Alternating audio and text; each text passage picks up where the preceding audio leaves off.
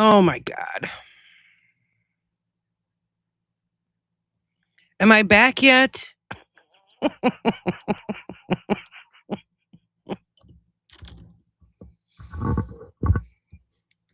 God. Okay, so finally you hear me. Oh my god. Never fails. Is it my best thumbnail? Boss is texting me while he's in here. I like that. That's my MD, that's my my channel thumbnail with my favorite saying on there. I was talking to myself for about 3 minutes. Literally 3 minutes. Yes, boss, aka the Mad Dasher 420. He's the fastest shopper in all the land. That's what he is. Best DoorDasher, Uber Eats driver there is. His words, not mine.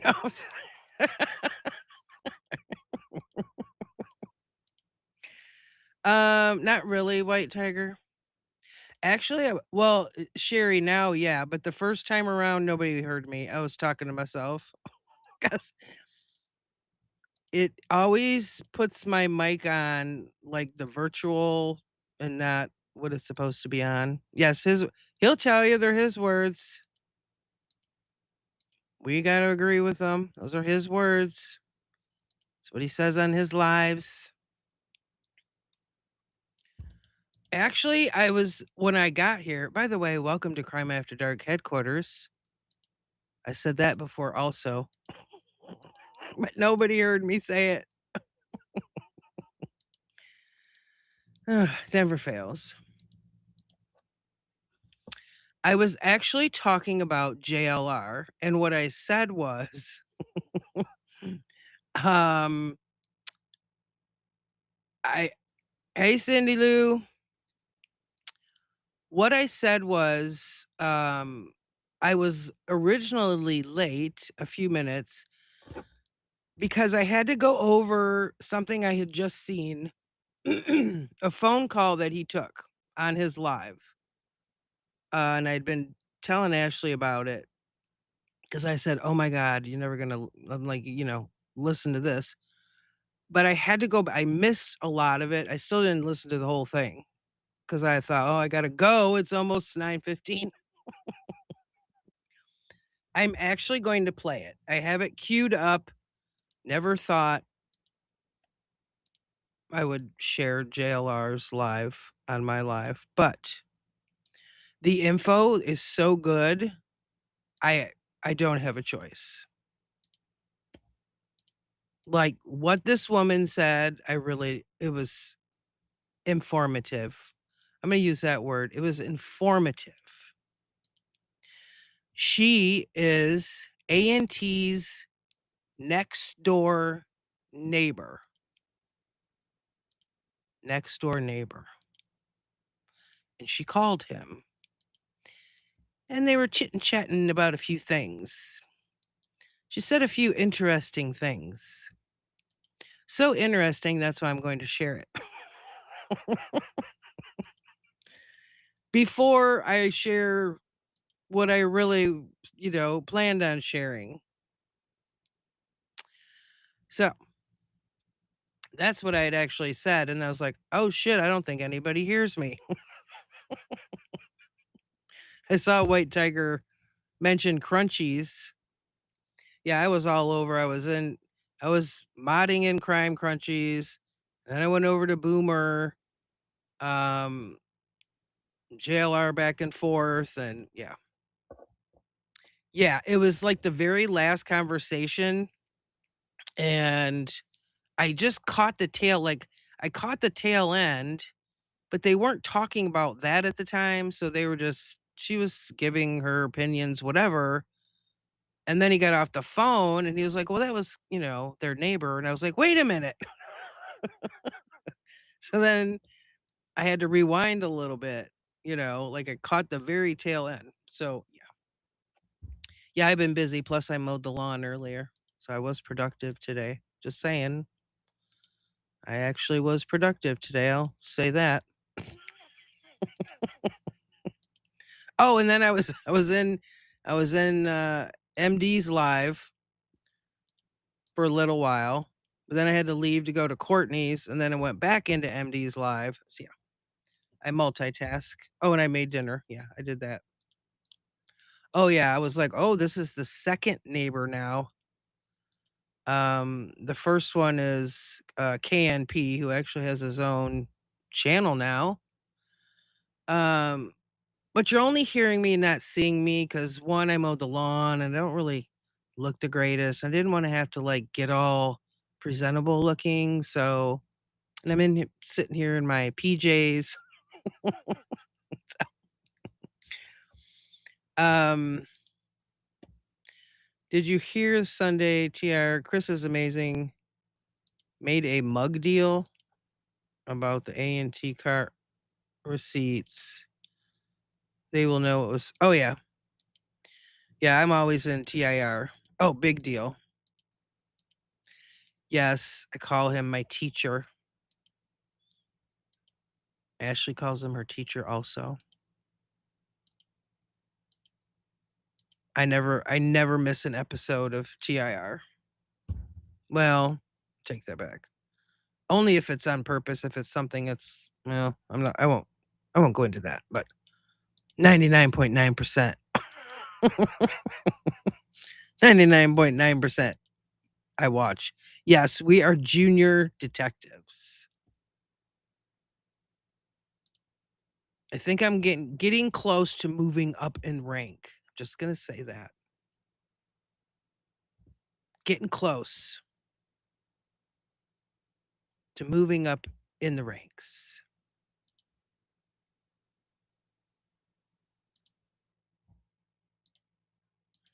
Oh yeah, I really love hearing about the sheriff. Not.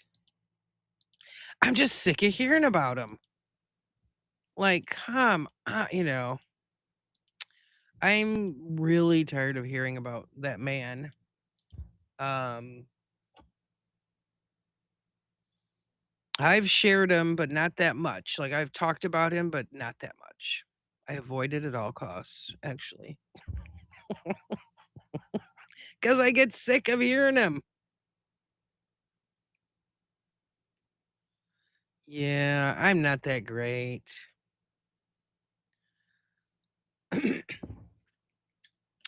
I don't know about that.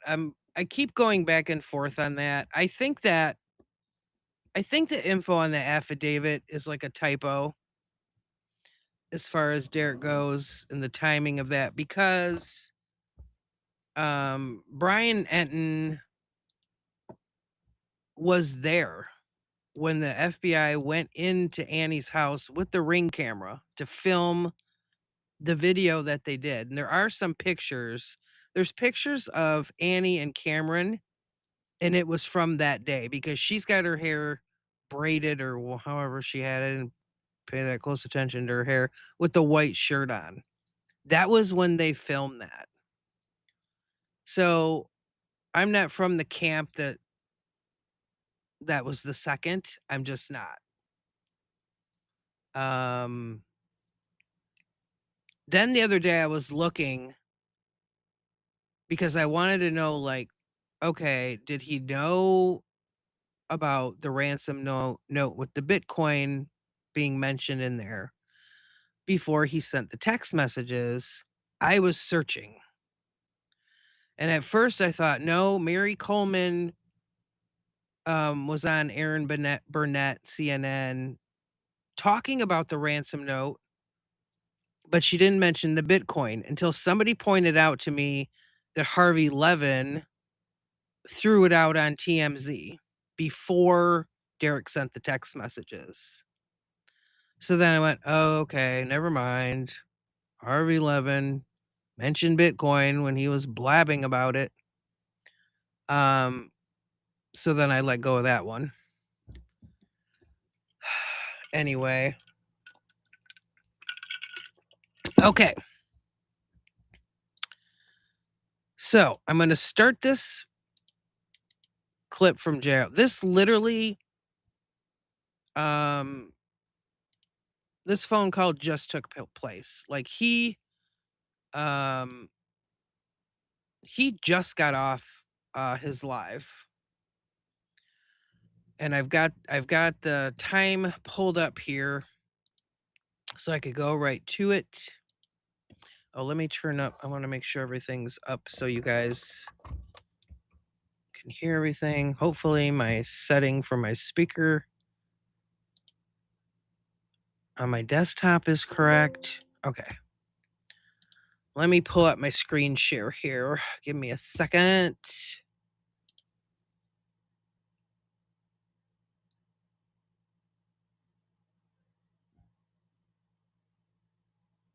What? Oh, okay. I have to stop sharing this thumbnail for it to work. Okay, layout.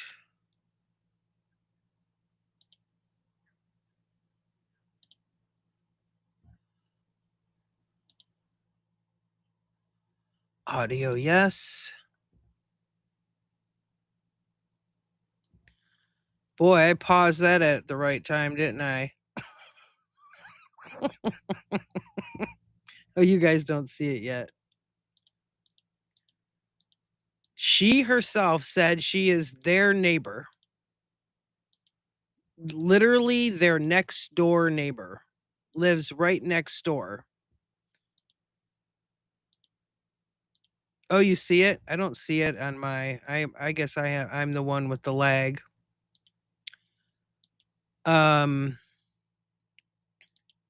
You see JLR? Okay. It hasn't caught up on my YouTube side of things. So she herself said that she is their neighbor. Okay.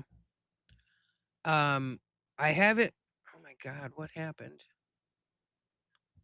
Why does it look so? Oh, I gotta close this. She herself said she is their direct neighbor. Okay. So let me go ahead and start this. Okay, so you all see him, correct? I want to make sure before I hit play.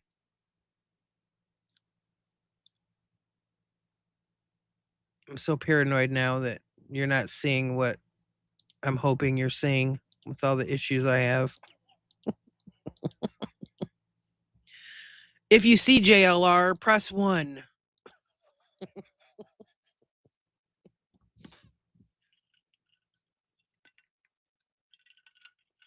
Okay.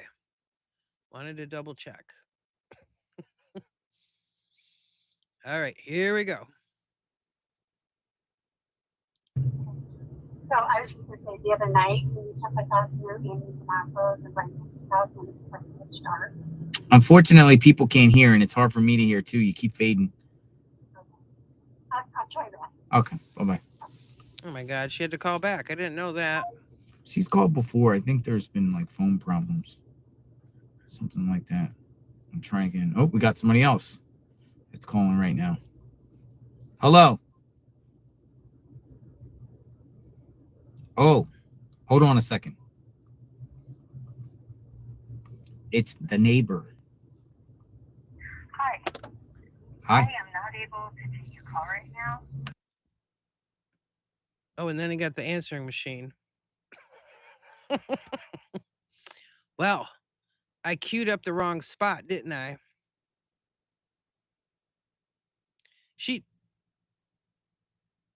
Uh-oh, where did my... Oh.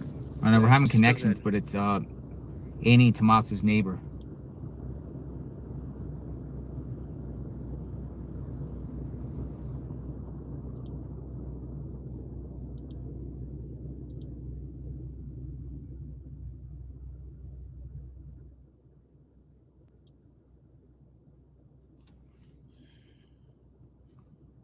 Hold on. Ashley loves the 2 times the speed. Hello?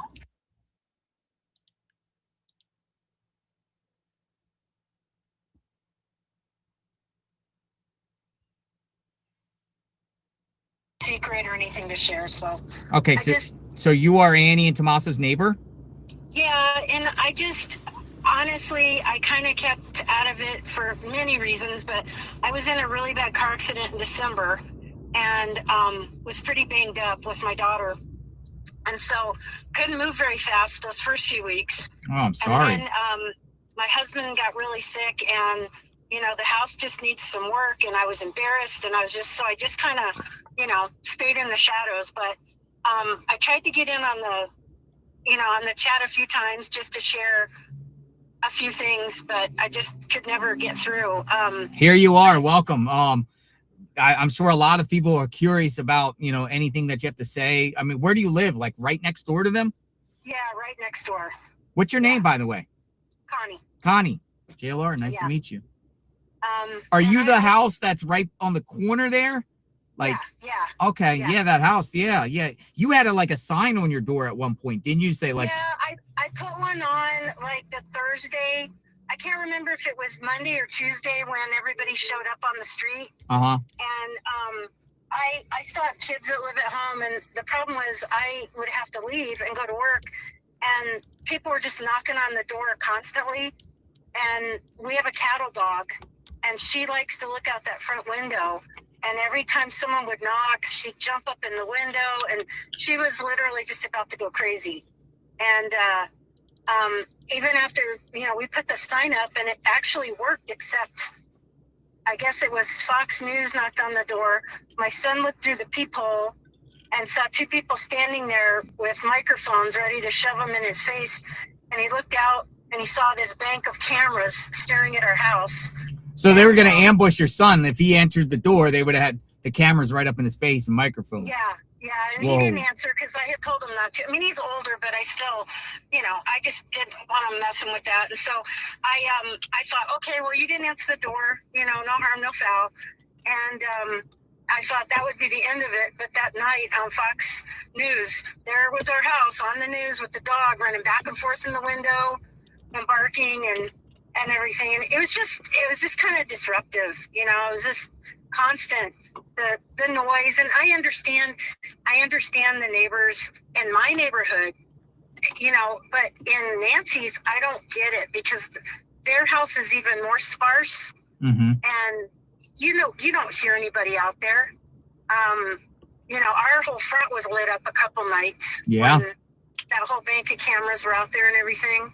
But, and like I said, if it wasn't for the dog, it wouldn't have been bad, but she just kept hearing stuff and barking all the time. And she was kind of a nervous wreck, and I couldn't, we couldn't leave the house. And it was funny because when you guys were talking about the FBI going door to door in our neighborhood, when the other neighbor was talking about it, the same thing happened to me. I was on the east side working, and I would check your feed, every once in a while. And I came out of a fry store and turned on, YouTube, and you were on there, and I heard your GPS giving directions. And I was like, my daughter was with me. I was like, well, that's our neighborhood. And then I followed, I kind of followed it. And then when you said the FBI was going door to door, I immediately called my husband at work, and I'm like, hey, can you leave early? And we only had the one car at that time because mine had been totaled in the accident. Mm-hmm. And he's like, well, I don't think I can leave. And I was like, you have to, because they're going to want to go around back. And he's got all this lumber and stuff.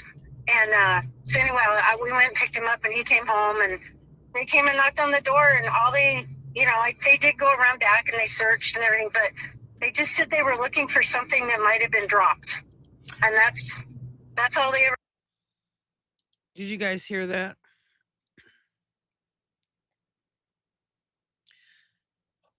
She said they were looking for something that might have been dropped.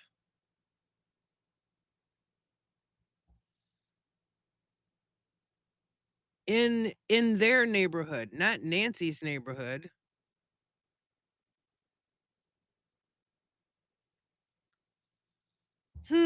That's strange. Why would they be looking in A&T's neighborhood for things that were possibly dropped? I wonder why. Hmm.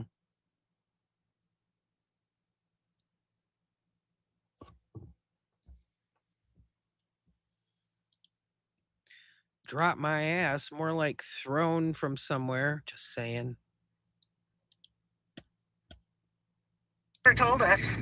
That's And it. That's interesting, Connie, because KMP, he's a regular. He's also your neighbor. I don't know if you know him. Do you know him, or you? I just know him from seeing him on your lives and stuff. And he pretty much said the same thing. The FBI was asking if anything was discarded on his property, could have been discarded. Yeah. So they did the same thing to you too. Yeah, they and we said like what, and they just said, oh, something that could have been dropped. So our takeaway was kind of like they were looking for a phone or something. But we, we knew the people, well, and I made the mistake. I guess it was a mistake, but when the first day, when we came out and I was taking my husband to work, I saw a couple cars on the street in front of Annie and Tommaso's, and I did not know them. And then I took him to work. I went to work for a few hours. I came home at lunchtime, and there were more cars on the street. And I remember thinking, I wonder if somebody died and they're having like a reception at a house or something. And then I saw guys, I called my husband, and he goes, well, maybe it has something to do with Savannah Guthrie's mother disappearing. And I'm like, why would they be here? What would that have? And he goes, I don't know. And so I was like, no, it can't be that. And so I went in the house, and the kids were like, Mom, people have been knocking on the door like constantly, and Ivy's going crazy. And I was like, And so I was getting ready to leave. Side note, I'm on a planning committee for an event called Tim Tebow's Night to Shine. Oh, and okay. It's a prom for people with special needs. Mm-hmm. It's always the Friday after Valentine's Day. And so we were having a big planning meeting, and I was on my way to meet my daughter to make name tags. We had like 1,000 people there. It's a pretty big event here in Tucson. Well, it's all over the world. But anyhow, I was getting ready to leave, and someone knocked on the door. And I thought, oh, heck with it. I'm just going to find out what's going on. So I opened the door, and I went out, and it was this young guy, and he had on credentials. And I said, I don't know what's going on, but it's been crazy all day. And he said, well, that's why I'm here. And I said, oh. And he said, do you know your neighbors? And I said, no. I said, I knew the people that lived there before, but I've never seen the people that bought the house after them. He was either I think he was an ophthalmologist or an optometrist. I think he was an ophthalmologist. The prior owner of the house. Yeah, and he retired, and they moved away. But we would chat with them once in a while, and he was really good to my kids. They were really little at the time when they first moved in, and so and then and he said, well, what he just asked me about the neighborhood, and I told him we'd lived there 35 years, and that we knew the people right across the street from us, and we knew the Campbells who live across the street from Annie and Tommaso. And that was pretty much it, because we don't have a house to the left of us. Yeah, and then there's like 2 acres before the next house, and there's nobody diagonal going left until probably 2 lots up. So you just don't, we never even really trick or treated or anything in that neighborhood, because the houses are so spread apart. And we had seen a lot of the families were older, and they moved away. And so I told him, I said, I've seen a lot more families walking their dogs, and there's kids in the strollers and kids riding bikes. And, as people have passed away and moved out and stuff. But I said, it's been fairly quiet. I said, in the 35 years we've lived there, there's only been one robbery that I knew of, and that was our neighbors up. When you go left of our house, so you're heading west, and you go up the hill on the right, there's a house that's sitting. Okay, we don't need to know where everybody lives, and just saying. Get to the point. No.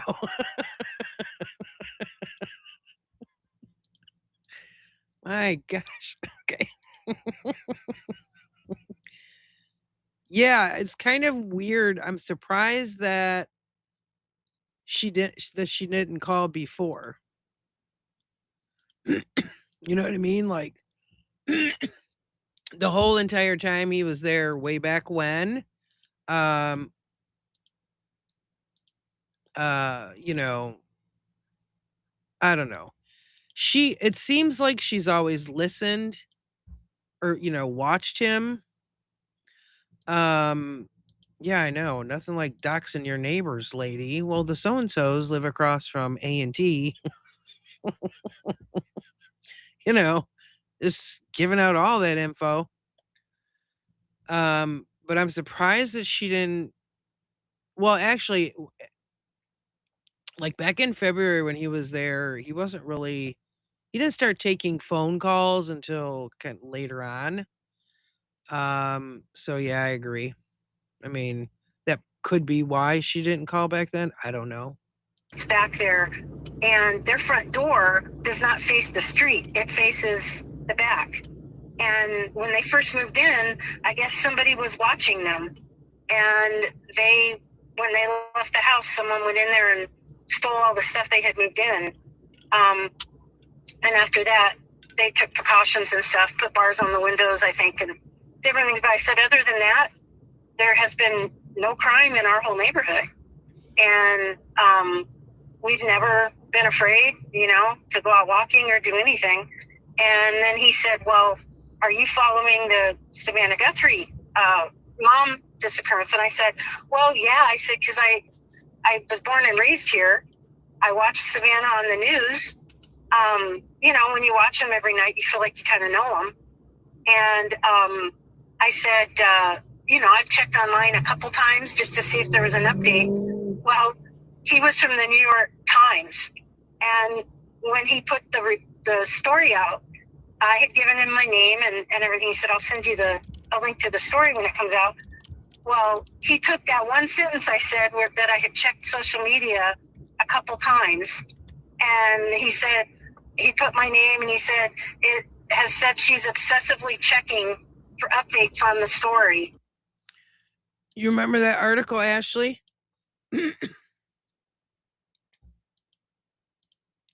That was the New York.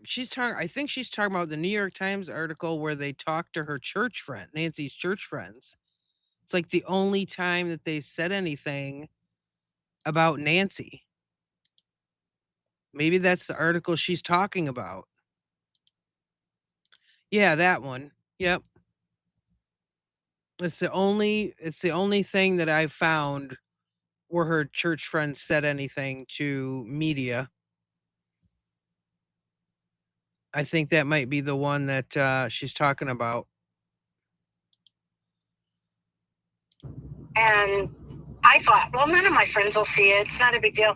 No, my friend's husband saw it. I got phone calls. They were laughing. And so they twisted your words out.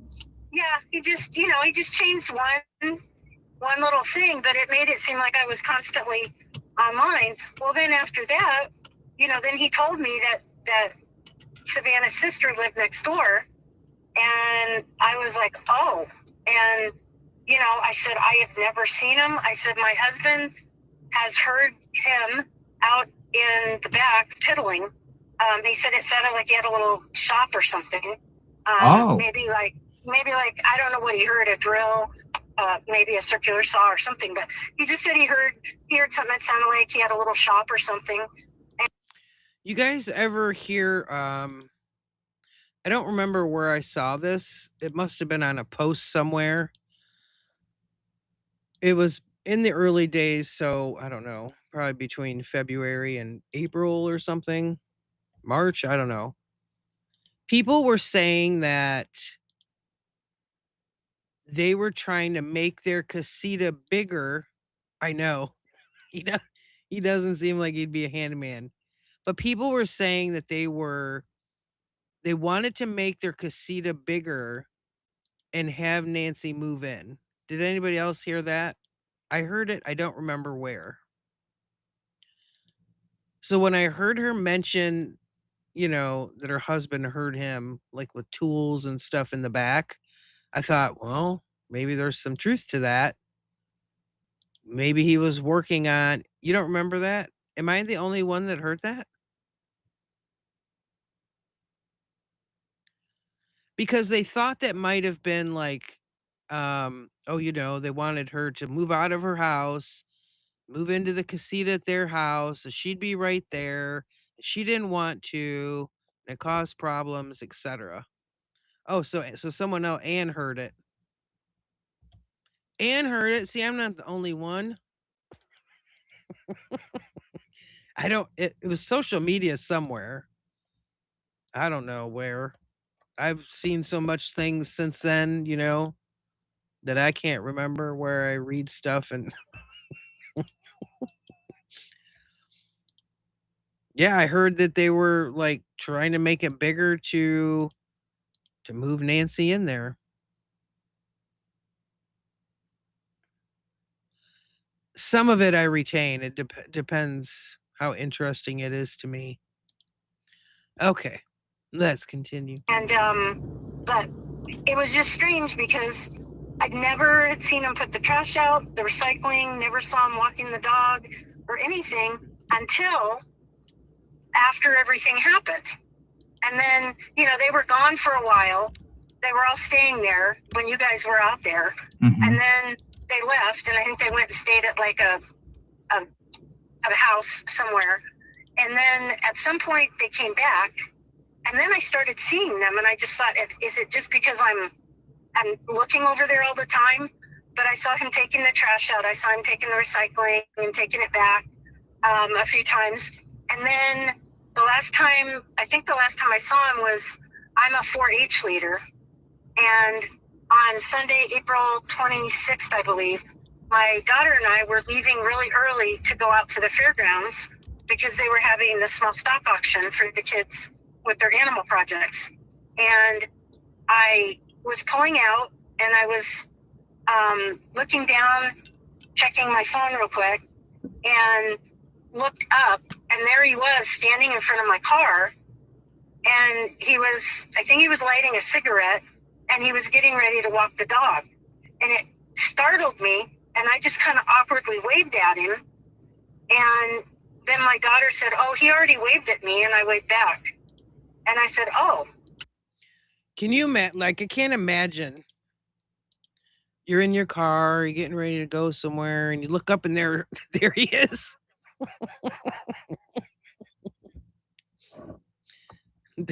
Like, there he is, like right there. At first, when I heard her say this before, I thought nobody's ever seen them. They've been there over a year,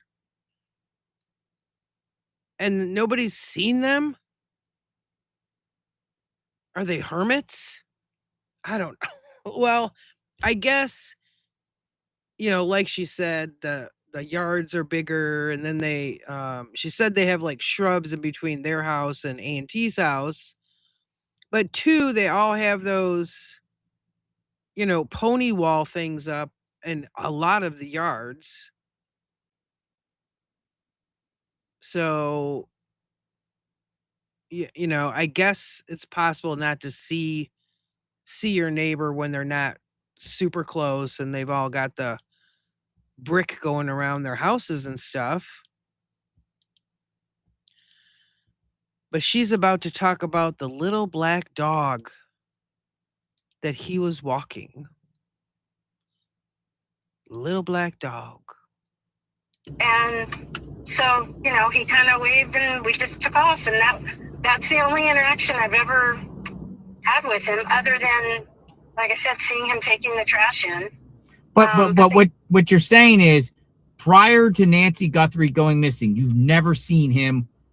Have you seen Annie? No, I still have never seen her.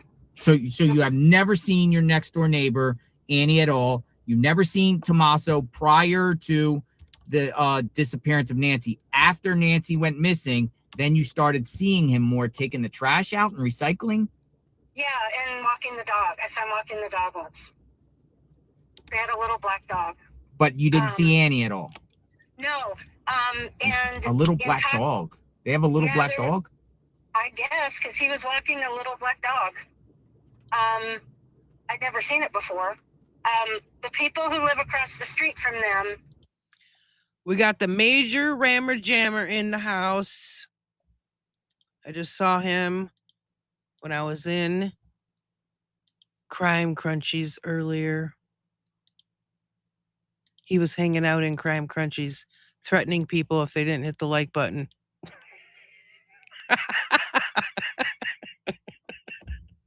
There's something to that effect.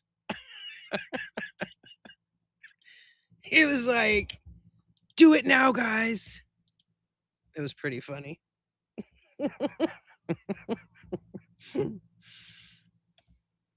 Tell you what, he sure gets the likes up on Thornbridge. Yeah, see, there he goes. Who didn't hit the like button? Tell me the truth. Yeah, isn't that curious? It's a black dog also, but she says it's a Shih Tzu. I don't know if they had I don't know. I don't know if they had a dog before. I never heard anybody say if they had a dog or not. But this neighbor conversation, that's why I thought it was pretty interesting, the stuff that she's saying here. You know, Tommaso walking a dog, a black dog. Yeah. That's why I'm showing this. He walked over to our house the day the FBI was going door to door, and he had waved to them and said hi a few times, and he had seen them, but not the way all the other neighbors, the people next door, he's very close to, and we had talked quite a bit.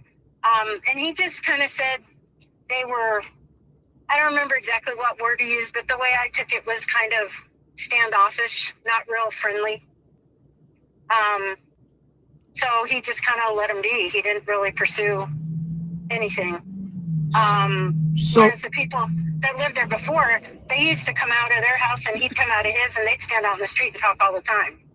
You know. So the way you're taking it and the way the other neighbor told you about his interaction with Tommaso, standoffish, and then they never came out. Like no one really knows anything about them. Yeah, they just kind of, like I said, I never even saw their cars coming and going until after everything happened. What kind of cars? You know, I don't even know, because after the fact, I did see a dark, like a little SUV. I saw Nancy's car in their driveway a couple times. When? After everything happened. Nancy's blue Subaru was in their driveway? Yeah, the day that you guys were out front of Nancy's, and they were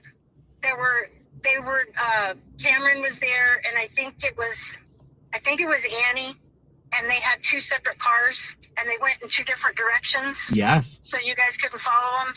Well, that day I was coming home, and the blue car was in Annie's driveway by her garage. So interesting. And then you said prior to Nancy being disappeared, your husband did hear him doing things in the back. What did you say? Yeah, he just heard piddling, like him messing with stuff. And Jim just took it that maybe he was working on a project or something. How before Nancy went missing? Like right before she went missing, or over the last year? Over the last year, not any particular time. And he didn't, he never saw him, never talked to him or anything. Never seen any kids over there? No. You like the night Nancy, like January 31st, the first you ever hear anything over there? Did you see Nancy? You never seen Nancy over there? Have you ever seen? No. And see, the way our house is, they could come and go, and we'd never see them unless they pass by our house. Because of the trees and everything, right? Yeah, because there's bushes between the two houses, and unless you can't even. In fact, it was a long time before I even realized that their garage faced our house instead of the street. Their garage faces west, and the house faces north. And I didn't even realize that until, I don't know, at some point. I never really paid attention because it sits back kind of far. And, when you're driving, if you turn to glance that long, you could run into something. So I try to watch where I'm going when I drive. And we typically go the other way most of the time. But But all the Yeah. neighbors around there, like you're cool with all your neighbors. Like you have correspondence with them and talk to them occasionally, right? All your other neighbors. Some of them, not the ones that are west of us, because they're kind of. There's one house west of us that, when our kids were little, the kids would get together and play. But the kids have all grown up. Their kids are gone. But and the couple across the street, the gentleman, he used to fix midget race cars. So they would always have midget race cars going in and out of there. And he restored an old, like a Model T truck and everything. And he passed away. Gosh, it's probably been longer than I think. It may have been 2 years ago or something. And I never saw his wife. I thought maybe she had passed away, but she is still alive. She's just kind of homebound, and the other family takes care of her. So many questions, Connie. Let's go back to the FBI when they came to your house. They only came. How many times they come to your house? Law enforcement. Just once that they actually talked to us. I don't know if they ever were there any other time, but yeah, they only knocked on our door once. They ask about cameras. Yeah, and we don't have any, because like I said, the only thing ours would pick up is right in front of our house. You know, since there's just desert to the left of us, and I've been trying to get Jim to get one, but we just, like I said, 35 years, we've never had a problem in that neighborhood. And so you know, the FBI walked. Go ahead. I'm sorry. I was just gonna say he went out with them and walked all around with them. They went out into the desert, the yard, and they, you know.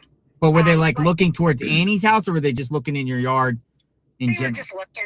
Yeah, they were just looking in general.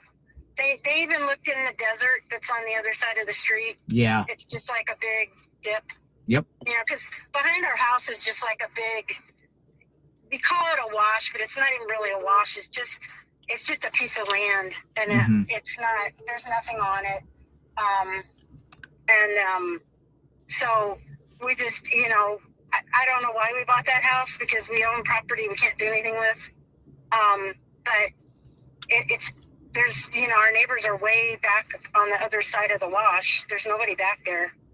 And so they walked around and they looked around, and, you know, we told them that we'd never met them, never seen them.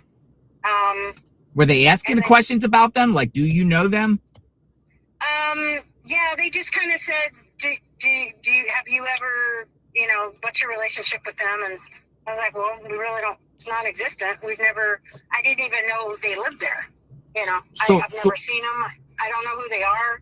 It's just really weird. It's different. I grew up here, but where I grew up was over, like, behind Park Place Mall. Yeah. And the houses are right next to each other, and you were always at your neighbors having coffee and visiting and stuff like that. But that was a different time. All the ladies were home, and all the men went to work. And in my neighborhood, I think most of the women went to work as well as the husbands. I was one of the few that were home, other than retired couples. When they were asking you questions, did they ask you about Nancy? No. Mm-mm. So they asked you about, but they were asking you about Annie and Tommaso. Yeah, they just asked if we knew them at all, and they asked if we'd seen anything, and if we saw anybody on our property, and if we.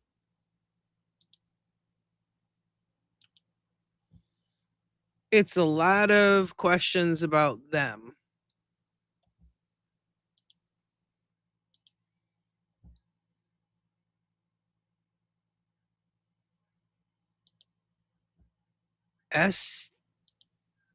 SWZ. And do you mean TMZ?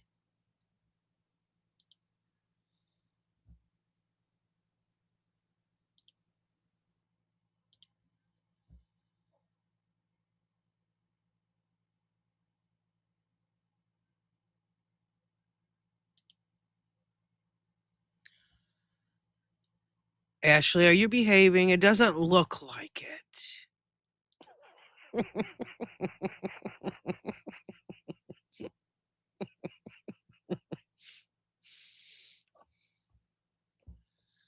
The other thing that I was thinking about the other day is What? Why are you leaving?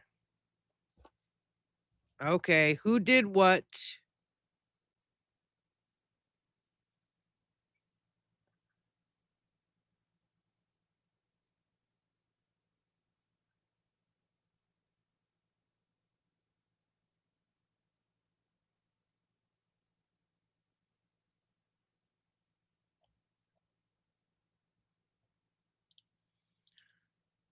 And don't leave. If somebody says something you don't like, just block the person.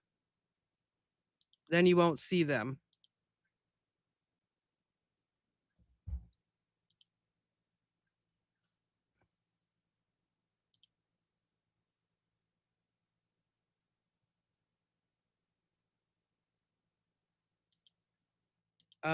I forgot what I was saying. Oh, I don't know. Anne's upset about something. Something you said, White Tiger. I don't know. I don't know what that was. I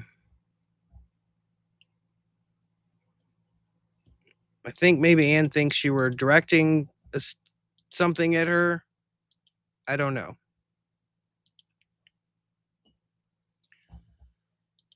Um, I was looking into this the other day a little bit. I don't know what started it. I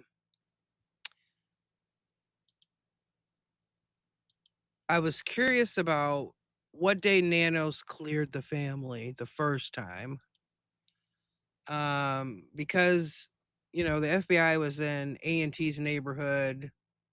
Oh my God, it was like the 7th, the 9th, the 10th. Um, somewhere in there. And I was trying to see if that was after he after he cleared them, which we know he can't after he said that they were clear. Um, because I had seen a clip of when the FBI went through their neighborhood, they were combing that neighborhood. Like someone even had an RV. They literally opened up the door on the RV. They were looking in it. They were like this neighbor makes it sound like, which if this was the first time they went, it's possible they were just casually looking. Um the neighbor, this is their neighbor.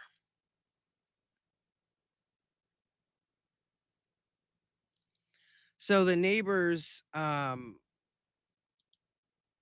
talking about her experience when the FBI went to her house. Um but I saw a video of them and I don't know which day it was from, but they literally looked through somebody's, motorhome. Um just like digging. I wouldn't call it casual searching. Um the day that this neighbor's referring to, the one that's talking here, I think she's talking about maybe the first time that they showed up, like when people started knocking on their door. The son was saying people were knocking on the door all day. Um and then stating like what they asked them. But it is interesting to me that nobody walks through that neighborhood with their dogs. Um, compared to Nancy's neighborhood where, when all the media was there was people constantly walking their dogs. This neighborhood, it doesn't seem like that's the case that much. I don't know. Doesn't sound like it from what she's saying. Um, I know people are different though. Like the neighbor here, there was the same neighbor lived here. Oh, she lived here for probably at least 20 years. She was very friendly. Um, my dad, who was a grocery store manager, had hired her way back in the day. I believe my sister worked with her at one time. Like, we all knew her before she even moved in. She was very, she was friendly. Anyhow, she moved and these new people moved in. It's a couple, it's older, they're in their 70s. And they moved to be closer to the VA hospital here. Um, because her husband had a kidney transplant, I don't know, many years ago, but he still has to go. And the one here is supposedly better than where they were in Oregon, and they were originally from here. Anyhow, he is very standoffish. Um, and I have my dog who's very friendly. He's a people person. He loves everybody. Now, the old neighbor used to give him treats. She'd see him outside, and literally the woman would go in her house to grab the treats and come back out and give him treats. Of course, he loved her. She would talk to him, she'd pet him over the fence and the whole thing.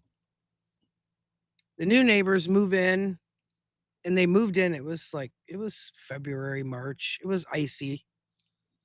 Um, she was out there scraping the ice off their driveway, and he was out there, and I went out. I went out there to let the dog out. The man completely ignored my dog, and I thought, "Oh, we might have a problem here. Why is he ignoring my dog?" "Don't ignore my dog, I'm just saying." So so I was just like, "Hi, nice to meet you. You must be the new neighbor, blah, blah, blah," In the back of my mind, I'm thinking, "You jerk." Anyway, so he talked to me for a few minutes. Now this was, let's see, 3 years ago now? 3 years ago.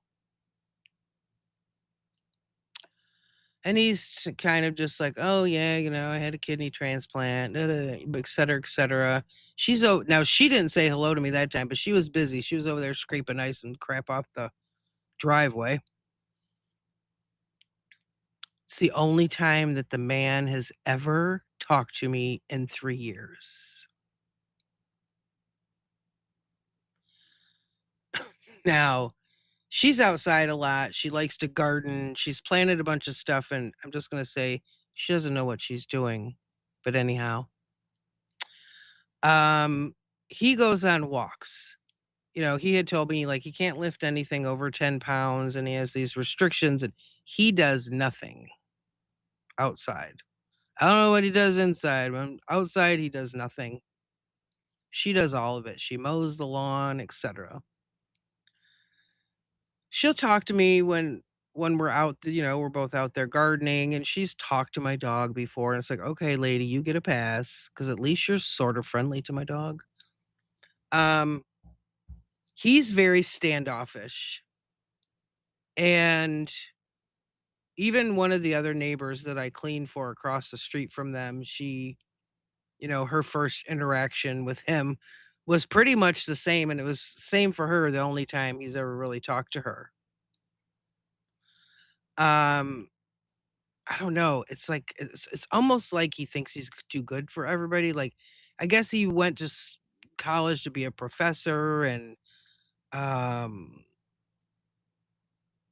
an electrical engineer, and I don't know, I guess I'm not good enough for him, whatever.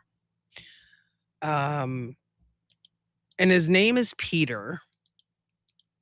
So it's funny because whenever I see him walking, because he goes on his walks, and I'll say, "Oh, there goes Peter." I say it like that. "There goes Peter for his walk. Peter's taking his walk." Just because, he's very unfriendly. Like, he just doesn't want to talk to anybody. JLR's on the screen. I'm sharing this clip of him a while ago.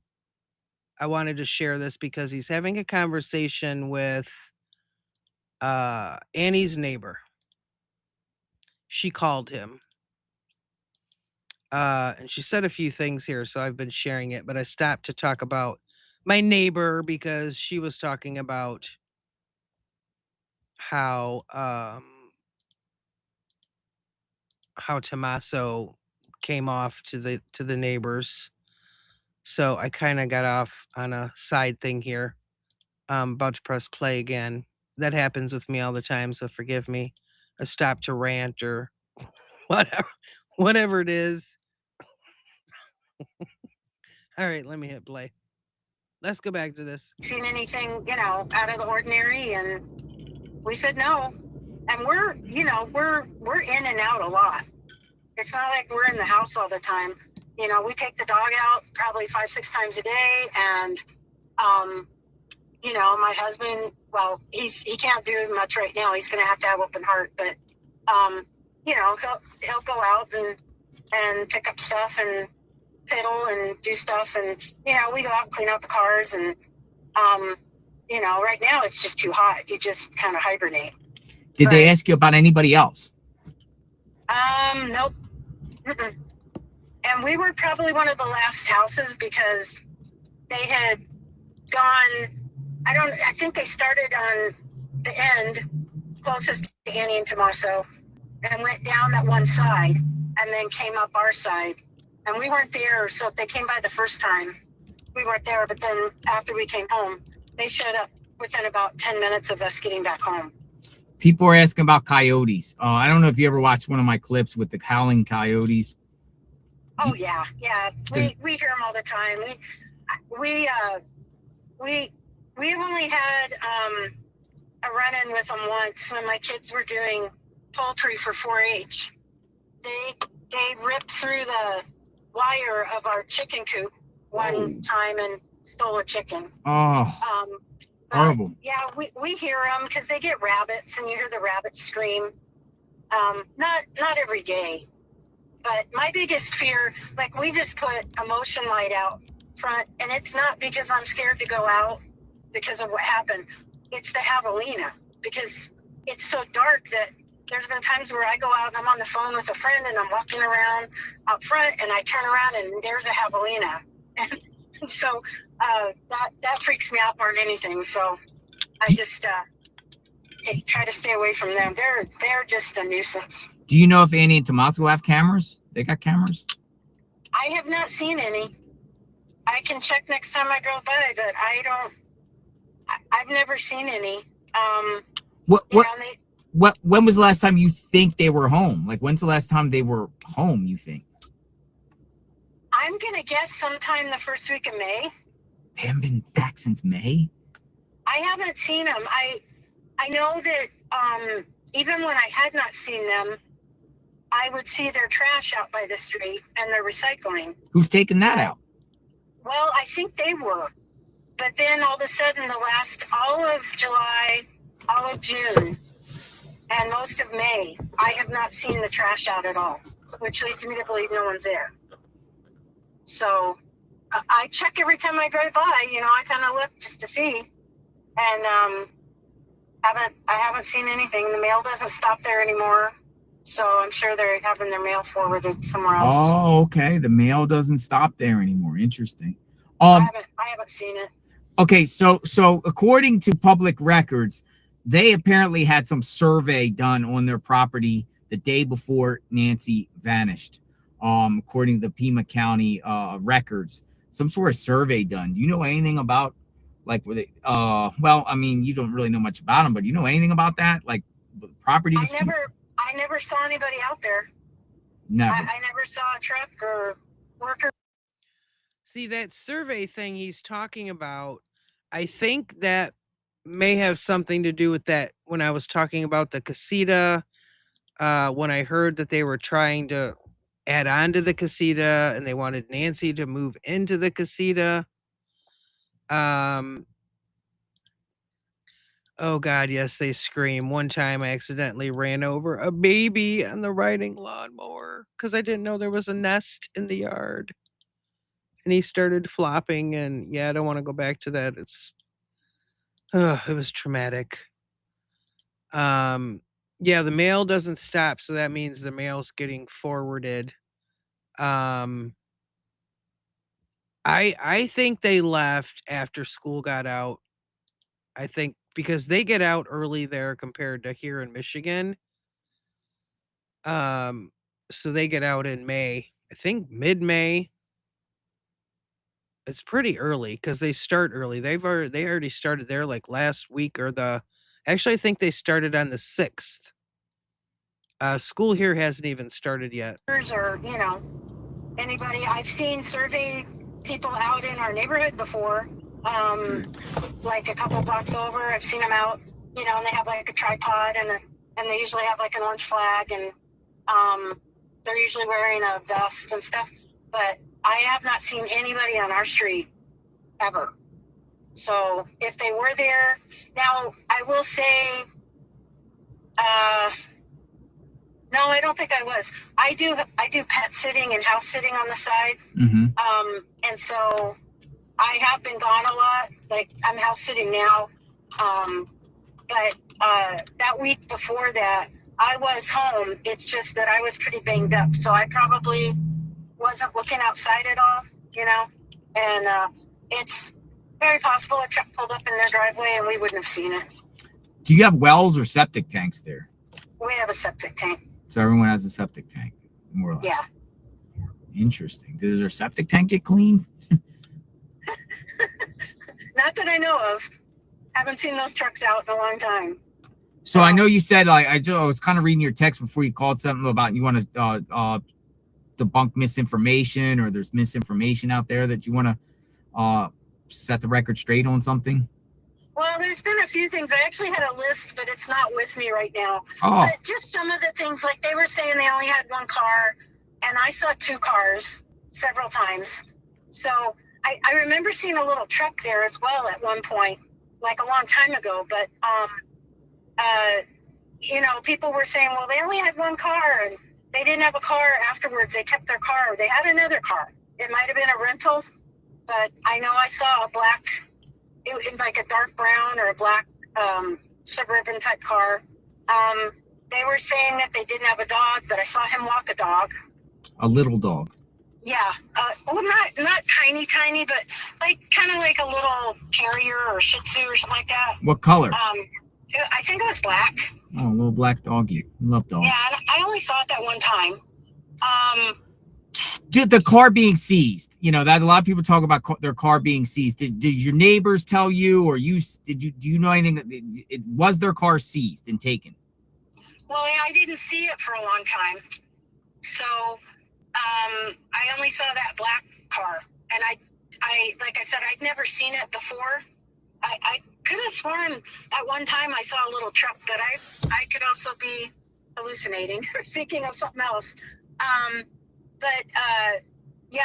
never saw it. But then again, when they were saying that, they never keep cars that long, I also heard, like FBI agents and stuff on different shows say that a lot of times if they did strip the whole car apart, that it does take a long time to put all those electronics and everything back together. And so it does take quite a while. So I didn't really question that it took that long. I wish, sometimes I go back and I'm like, I wish I'd have been out front that night. So I could have said, yeah, they came and went. What I don't understand is there are cameras at that Circle K. We go by there all the time. And there are cameras at that gas station at Rudisill. Yep. Did they ever get proof of that car going by either direction? Either the Uber taking her or Tommaso taking her home? Let me ask you. Go. Yeah.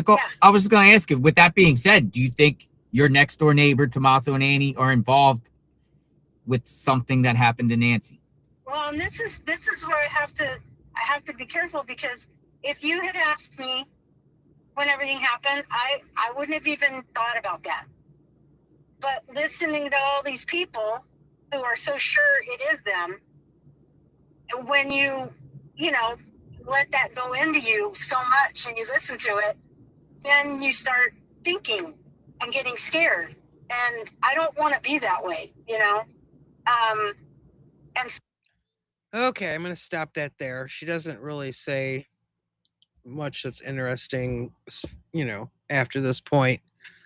And there's only a few minutes left of it. Um,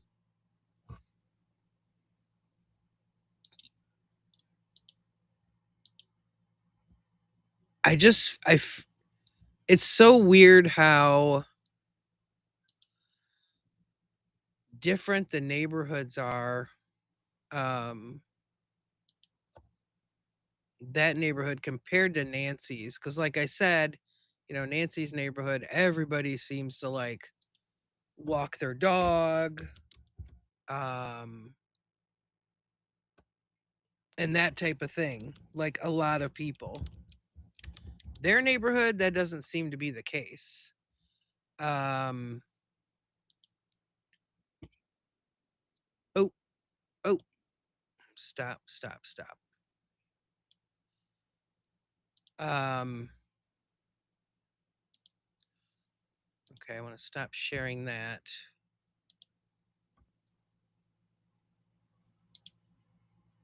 Let me pull the next one up.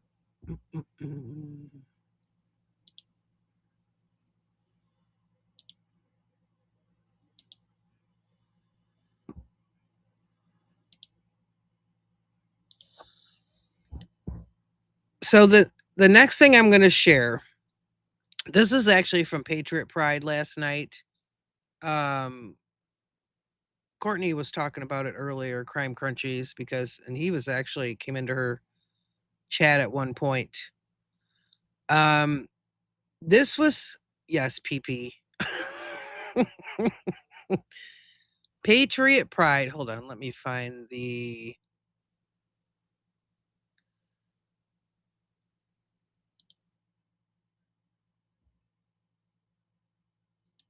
Where is it? Oh, okay.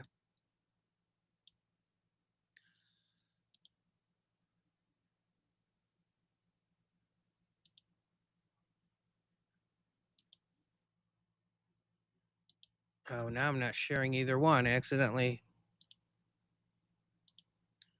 clicked off of it.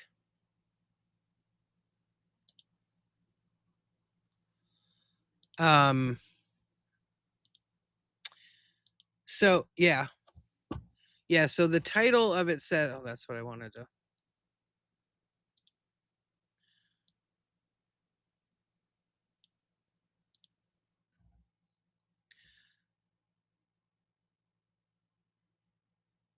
So this is from Patriot Pride.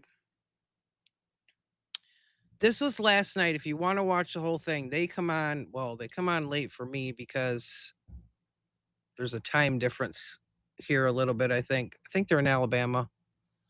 And when I watch things, I don't know if this happens to you guys, but I'll be watching something and then I'll go, "Oh yeah. Oh, what if?" And then all these other questions start coming into my brain. Because it sets off like a chain of thought. It's like a thought reaction that happens, just one after the other. And I think this is yeah, they are cool.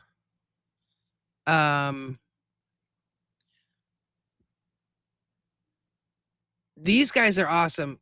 Ashley tells me like, "Oh, you're a good sleuth." Not compared to a lot of these people. Especially these guys, as well as, oh, you are? I didn't know that. I knew you were a mod for Thornbridge. It sets off this, and actually they share a clip from Thornbridge also, which was one of the things I wanted to share. Is that the scanner audio. Because when I first heard this audio on Juanita's channel, this particular portion, yeah, Major gets around. When I first heard this audio clip, I went, "Wait a minute, what did he just say?" Did he just say what I think he said? And then I went, who is they? And it's bothered me ever since I heard that. And you'll hear it in a second. Which is why it came into my thumbnail here. And they also did an experiment. They did an experiment as well as Sleuth Intuition. He's another big time sleuther. I think his channel name suits him well. And it got me thinking like, oh, wait a minute. Okay, I got to think about this now. So it just makes me think of things. So I want to show this clip of the scanner audio and then this experiment they did here. I'm going to skim through it a little. Hopefully I can easily find these portions because it's pretty thought-provoking. The reason JLR didn't plan on sharing his stuff, but when I heard that phone call, I was like, I got to share this. There was too much in there for me to just relay. So let me go ahead and start Patriot Pride here. This is from last night. Breaking news, she didn't make it inside, and they really got me thinking. Like, they really got me thinking on this one. Let me scan. I'm gonna fast forward here to this clip. So here they're going to play this this clip from the scanner traffic. You know, where law enforcement, they're kind of talking to each other. What do you call that? Just call it scanner traffic, or they call it something else? It's not really like a dispatch call. It's not a 911 call. Like, what is? Does anybody know what that's officially called? Do you just call it scanner traffic? It's kind of like a scanner conversation to me. I don't know. Radio traffic. That's it. I don't know. Those are like they're conversations. I don't know. It just seems like they call it something else. Like I don't know. Call me strange. I am strange, but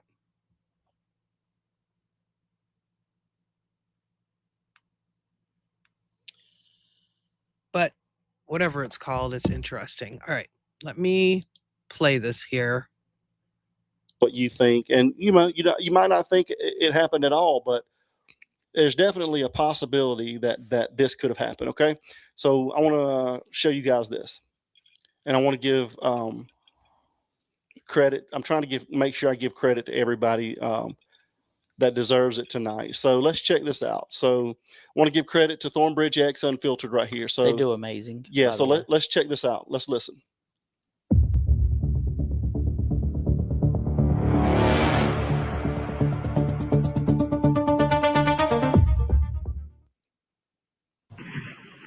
Try not to disturb any of the items in the house.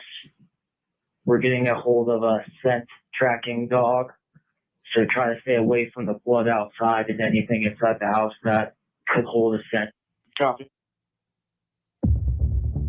Okay, so let's listen to this one more time.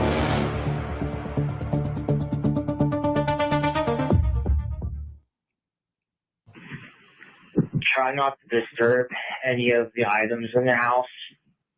We're getting a hold of a scent tracking dog, so try to stay away from the blood outside and anything inside the house that could hold a scent. Okay, so I want to make a point of that.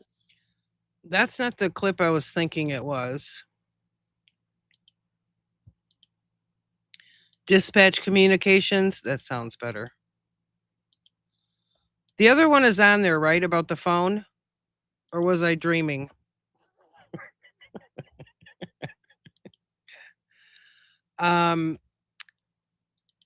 That's the one I thought it was. I forgot about this one. Okay, it is. Okay, so it's after this one. All right. Thank you, Major Rammer Jammer. What he goes on to So he goes on to play Savannah when she did the Hoda interview, where Savannah mentions, when Annie contacts her, she never mentioned any blood.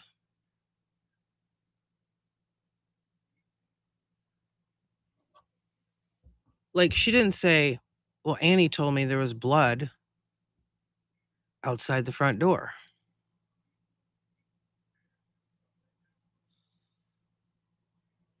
And that was my first, like, whoa, wait a minute.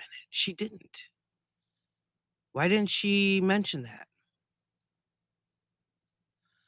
Did Annie tell her when she called her that there was blood outside the front door and Savannah never mentioned it? Or did Annie not mention it to Savannah?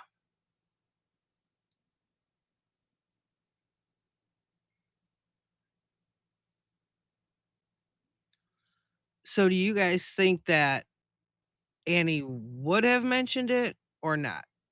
Okay, if it were me and I was calling my sister about that, I'd be freaking out and I know that I would mention it. 19 minutes, is that where the second one is at?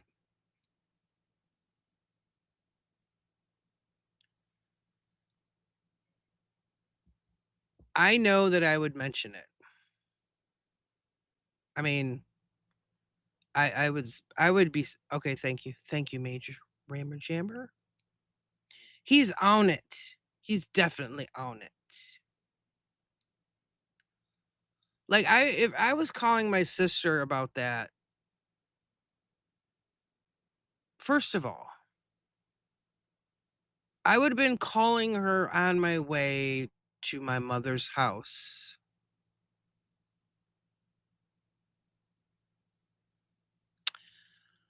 I wouldn't have waited until I got there and searched for an hour or 7 minutes, whatever it may be, made phone calls to hospitals, all that 911 and everything. I would have been calling her on my way over there, saying like, "Hey, they're saying she didn't show up for virtual church, at so and so's house, blah blah blah. I'm going over there right now. I'll call you back in a few when I find out what's going on." I wouldn't wait. Yeah, see, I'm honestly, I'm tired of hearing Savannah. That's why I'm not playing that clip. because because I'm tired of hearing her. But she never said to Hoda like, "Oh, she called me and she said there's blood by the front door." She didn't say that. So, you know, if you've spent even a few minutes walking around, I personally, in my opinion, think she would have seen the blood outside the front door. So either she didn't tell Savannah or she did tell Savannah and Savannah didn't tell Hoda that she said that. Maybe she did tell Savannah and Savannah just forgot to mention it in that interview. We don't know. There it is. Is that the first one of the night? We don't know. We don't know. Yeah, well, she did mention it eventually, but she didn't say that Annie told her. She said, there was blood on the front porch and my mom's things are, it's just the way that she says things that kind of bothers me. Um, that's true. You're not going to forget. Well, yeah, you're not going to forget it, but did she forget to tell Hoda that in that moment? I don't know. We don't know.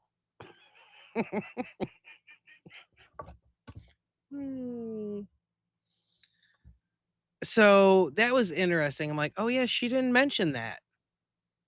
She didn't say whether Annie told her if there was blood on the front porch or not. Why is that? Okay, Major Rammer Jammer said it is.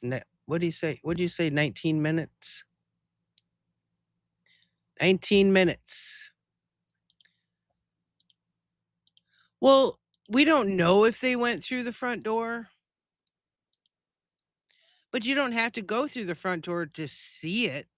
If you're walking around the house, if you're walking around the property, you would see it. Unless they just glanced at the door but didn't walk up the steps. I don't know. I know everybody's different. But if I was looking for my mom, I would be looking in all the nooks and crannies everywhere.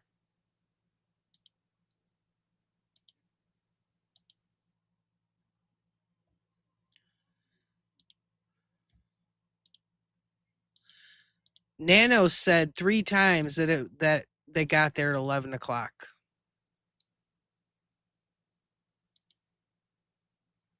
And then it was changed to 11:56.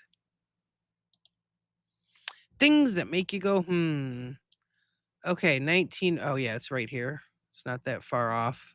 And there's Savannah there, but I'm not playing that clip. Just not. You can see the clip of Savannah if you'd like by going to Patriot Pride YouTube channel.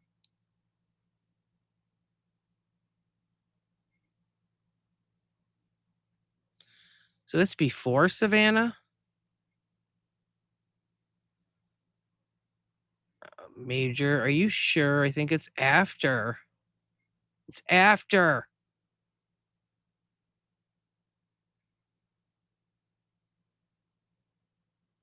Let me see.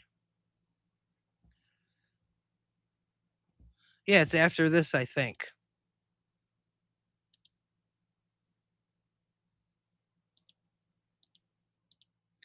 I'm talking about with the one where they're talking about her Nancy's phone.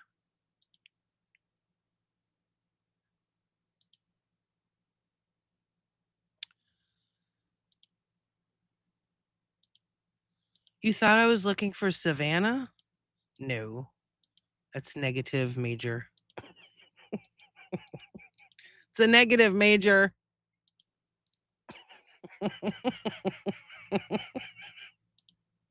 I found it. Well, I found this one. I think it might be right after this.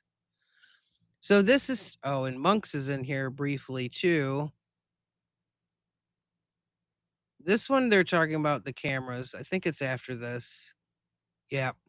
It's right after this. So let me play this 12:45 February 1st. This is the scanner radio communications. Okay. So let's remember that. This call is roughly the same time as the. I went past it, obviously. Said it was. So why then did Annie not mention this to her when she called her? So just kind of setting a scene here. And maybe Annie did say it and she just didn't mention it on the show, like possibly during the interview. Yeah. But when you said that and you played that video, I'll go to when we open calls and stuff. I don't want to jump ahead. Yeah. And so now let's get into this one. And we played a lot of these before, but I'm setting this up, guys, so that you guys can understand where we're going here. So let's listen to this one. And I want to point out 2 different things here. Can you start checking any adjacent properties to see if anyone's got cameras that might be facing this way? Family here does not have access to the cameras on the property. Okay, really quick. Well, I'll put this back up and stay here with you guys. It specifically says family here does not have access to the cameras on the property. Okay, so let's remember that. This call is roughly the same time as the Shout out to Monks Intrigue here. Monks, He's the we love man. you. previous call. And is it just me? Or does that not sound suspiciously like Nanos? Cameras that might be facing this way. Family here does not have access to the cameras on the property. Raspy voice and that manner of speaking. So the interesting thing he says here is that family can't access the cameras. Meaning, if this is pertaining to the Nancy Guthrie case, the best caretakers are saying Come on, Monks. that they didn't have the Nest app installed in their phones. Wouldn't all family members want this app if just to check on Nancy now and again for peace of mind? Seen inside, they were able to get into the phone. Also, There it is.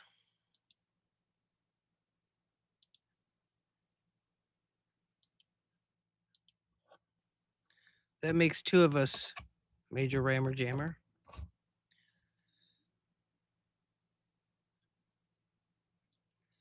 Well, Ashley, those are from Juanita. Juanita was the first one to put those out. Juanita Adame. I don't know. I still don't know how you pronounce her last name properly.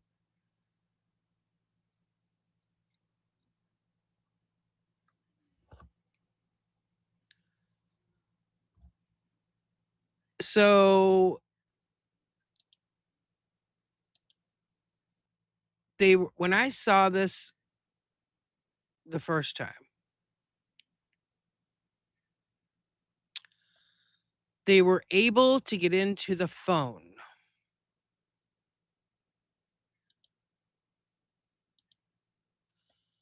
Who the hell is they? Okay, now, first of all, disclaimer. You know, most of us know that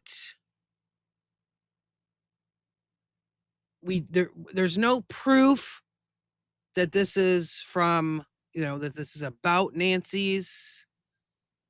There's no proof of that this is about Nancy. But we can pretty much, I think it's safe to say, if you go by the date of February 1st and the time frame, they're talking about a cane. What they don't have access to the cameras, etc. And when I heard it the first time, when Juanita put out the video with these calls, I had the same I was like, who's they?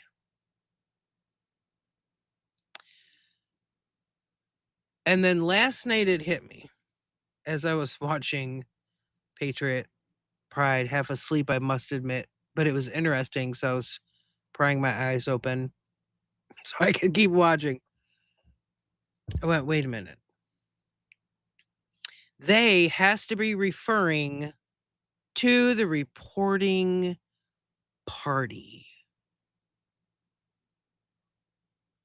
Because if they meant law enforcement, he wouldn't have said they, he would have said we.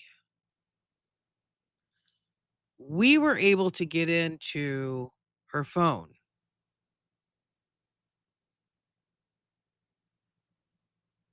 That's how I take it.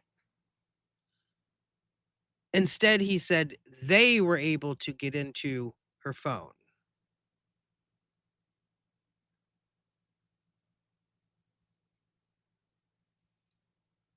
Does anybody else see it that way? Or am I just picking at words and, trying to see something that's not there? I don't know.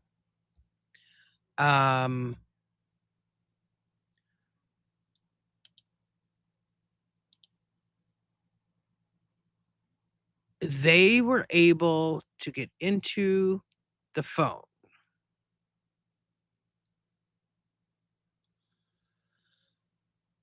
And then the one before that was about when he said they don't have access to her cameras.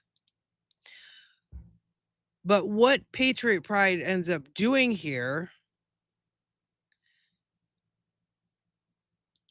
I'm about to talk about that one.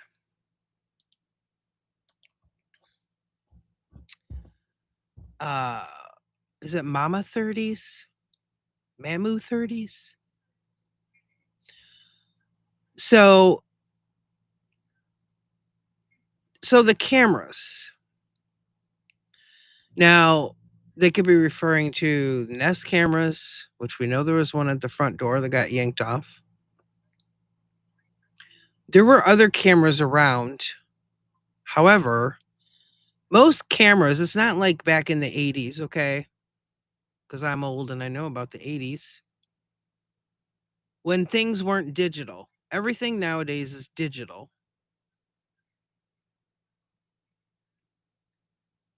Even Monks has talked about this, that he has cameras. He said his cameras, there's no subscription, but he does have cameras. You can access the cameras from a phone.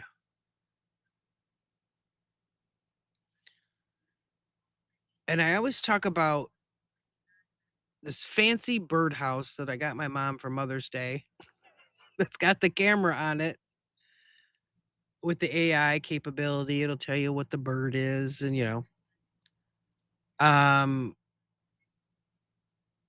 so in the beginning back in, when they started talking about the cameras after the porch guy, video, I understood what they were talking about with the clips. Well, it takes a little clip of it and I'm like, what in the hell?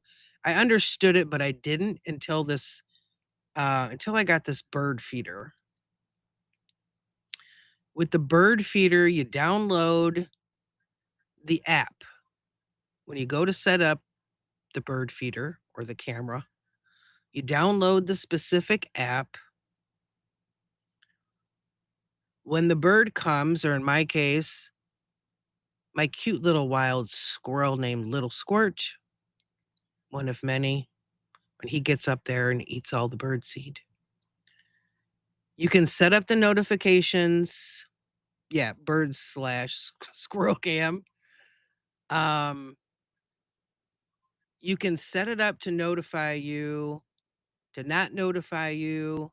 You can turn it off, the notifications, for X amount of hours. It takes a little. So if you have the notifications, even if the notifications are off on my bird feeder, it will still take a little. It's a 10-second video clip of the bird, of the squirrel, of whatever the hell's on the bird feeder. And it if I open it up, if I've got the notifications off and I open it up and say, oh, I wonder if Little Squirt's been up there today eating all the sunflower seed and stuff, it'll show. There'll be like 4 or 5 clips on the thing. And like, oh, it's a cardinal. Oh, it's a mourning dove. It's a this. It's just a 10-second clip, but it's on the app on my phone. My mother has one on her phone.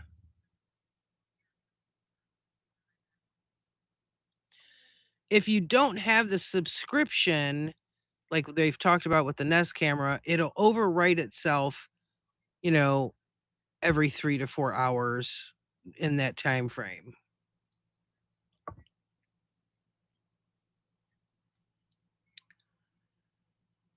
Well, there would be no point in lying if they had the subscription or not, because they know the FBI could find out that info if they really wanted it. The point that Patriot Pride goes on to make, the point that they discuss here,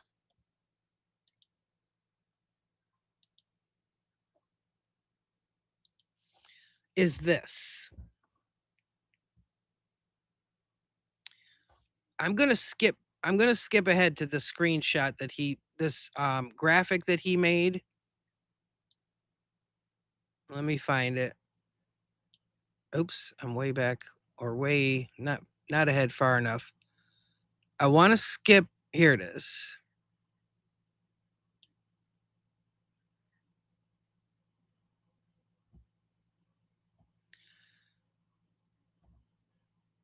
Oh, come on. Don't.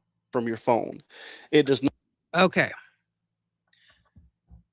So he made this pretty sweet graphic here. And he did some research on, can Nest footage or notifications be deleted and never retrieved? Okay.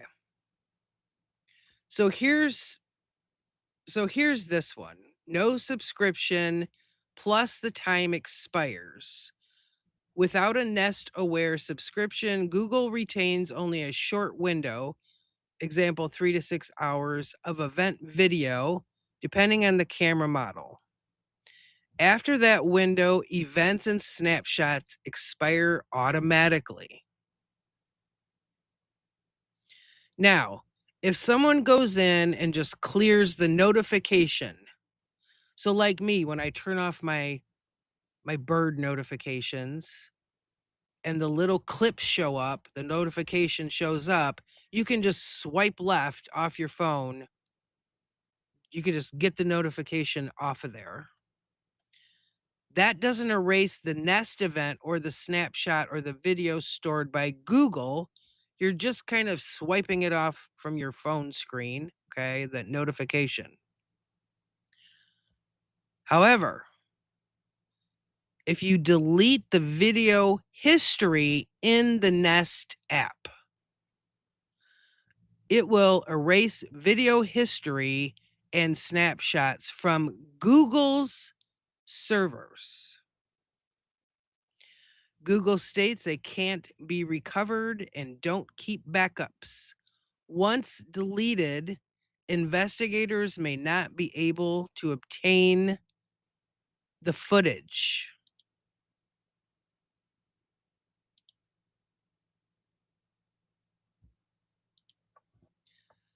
I think that's huge.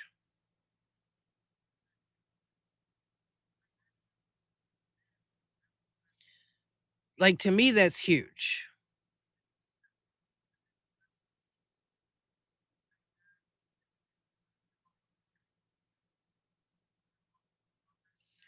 So,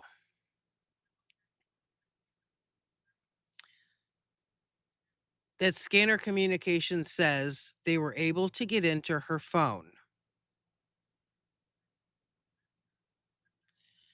If she had that Nest app on her phone,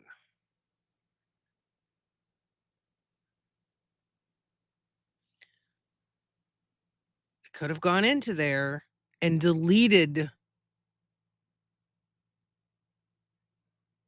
that information.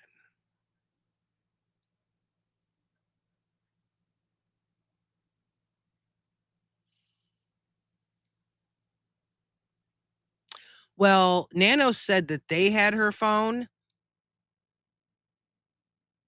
Hopefully he gave it to the FBI. do we think Nanos gave it to the FBI? I'm assuming he did, but I know early on he said that they had Nancy's phone. It was in one of the interviews. It may have been, I don't know if it's the Ashley Banfield interview or whose interview. So here's the thing. It's the same feeling. So when I saw this graphic last night, I was like, oh shit. Because it's the same feeling that I got about the part of the first ransom note where they talk about the watch being on the floor by the bed.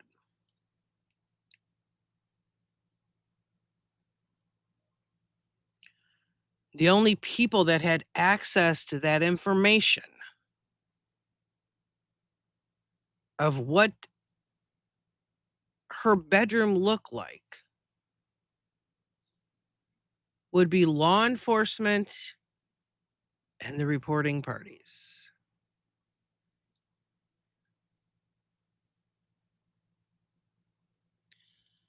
So we've got to throw out these possibilities here. And now that I've talked about that, I got to go back again. Because the next thing here is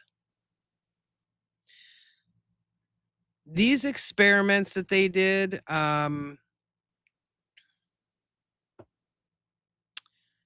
They did an experiment about the blood on Nancy's front porch area. And they talk a little bit about the porch guy and where the porch guy was standing. And they did an experiment, and then Sleuth Intuition also did one. So let me go back to this part. Animal.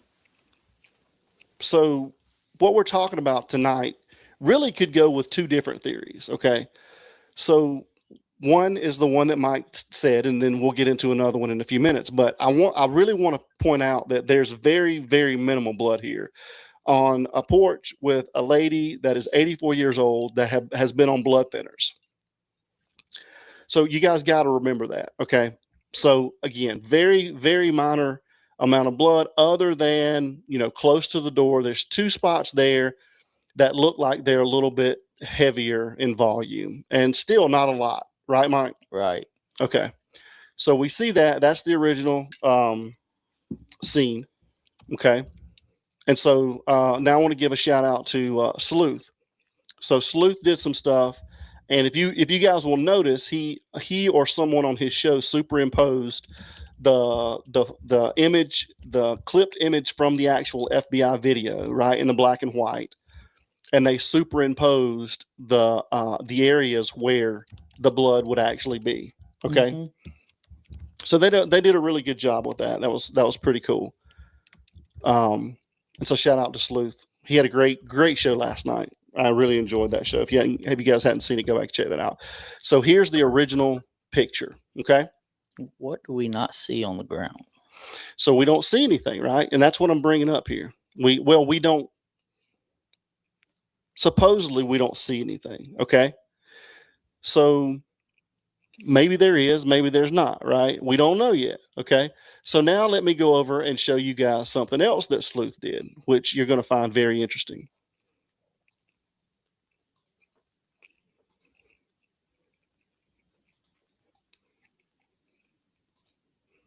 All right, let's check this out. And again, all props and shout out to Sleuth Intuition. One of the biggest debates surrounding the porch camera footage is whether blood would have been visible if it was actually there. To test that, I recreated a similar blood spatter pattern and recorded it under low light conditions. The results were surprising. Before I show you, there's another detail worth mentioning. Near the reported blood location, there appears to be what some have described as a partial footprint, and the porch individual seems to step right in that same area.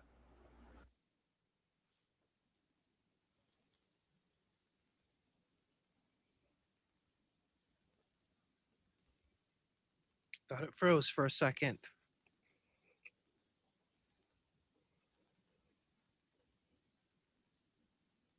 Now take a look at this experiment.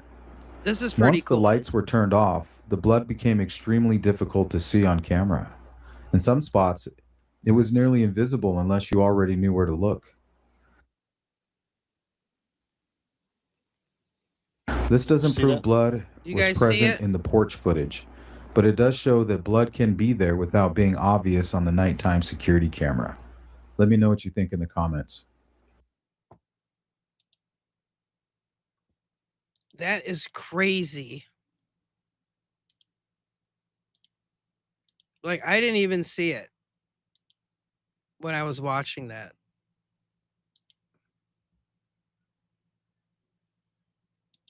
I'm going to rewind that again.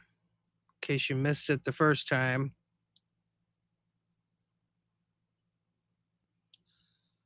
Why does it keep jumping forward on me? God, I gotta go all the way back now.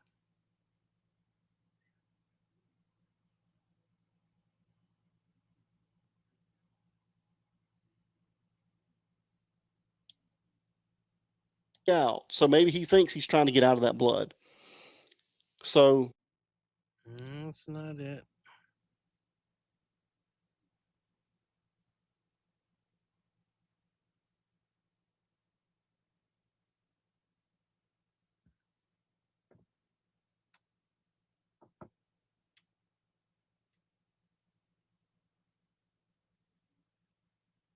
I literally just had it.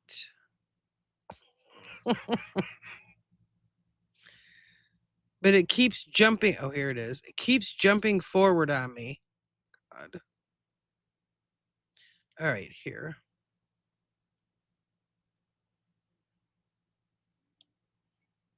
Gosh.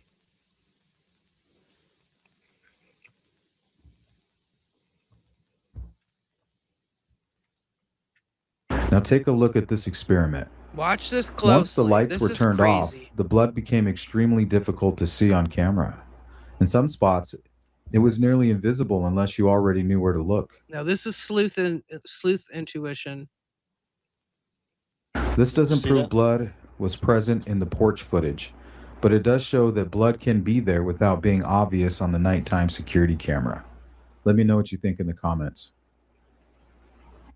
That's crazy. So, you guys, you can't even see that unless you I know couldn't where to see look, it. Hey, Jenny. right? Yeah. So again, I want to give a huge shout out to Sleuth. Okay. So we got to thinking about this, and it goes back to how could we explain if that blood was actually there when that porch guy came up?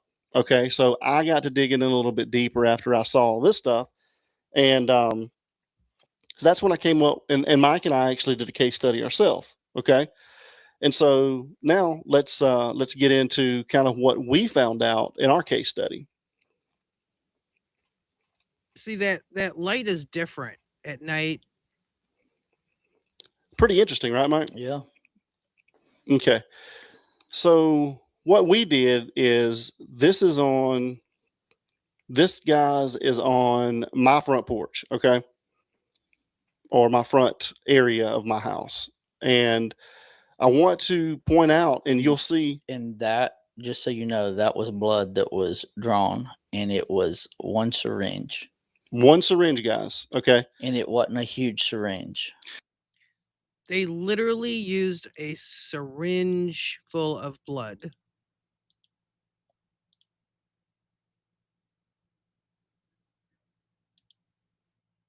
They don't mess around when they do experiments at Patriot Pride.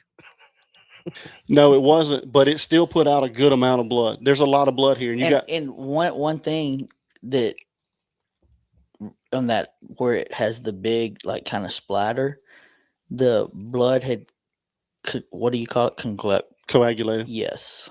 Okay. Because it was about 45 minutes. Yeah. So I want you guys to see this is a pretty big area. Yes, it's one syringe. Okay. But it's a lot of, it's a lot of blood, guys. There was a lot of blood there. So I almost think there was more blood there in one syringe than there was on that entire porch. So check this out. That's actual blood. Okay. So you guys see how much that is. Okay. That was blood that was actually drawn. Yes. And so now let's go check out what it looks like. That's a lot camera. for a syringe. Okay. So you don't see anything. You see nothing. And where that blood was right underneath that bush that's on the left-hand side. Now, if you knew where to look, you can see a faint, small object there. Okay. Now, I will say this. Mine is a Ring camera, and Nancy's was a Nest camera. So I will put that out there. And Nancy's was on tile where yours was on concrete. That's right. And so Nancy's had a little darker, more porous compared to almost. Well, actually, the concrete is more porous, and we'll get into that but too. like the more of the not porous, more of the color. Yeah. Compared to more of a white porous. Right. That's what I meant to say. More of a white porous concrete. So again, guys, the blood is directly underneath that bush. Okay, and again, let's go back and look at the amount of what was there. I mean, there's a lot of blood there, guys. There's a lot. That's a lot. It was a lot of blood, even though it was one syringe. So again, we'll go from there to what it actually looked like in the infrared camera. There it is. It's again, if you guys could look right underneath the bush there on the left, that's where it is. And you may see a faint dark spot in that one large area. I see it down here. So I wish they would have kind of blopped it onto the concrete. Like, I wish they would have dropped it a bit more. But it's amazing to see what that infrared does, to objects. So then they went on to talk about, was it staged? Was the blood there when the porch guy was there?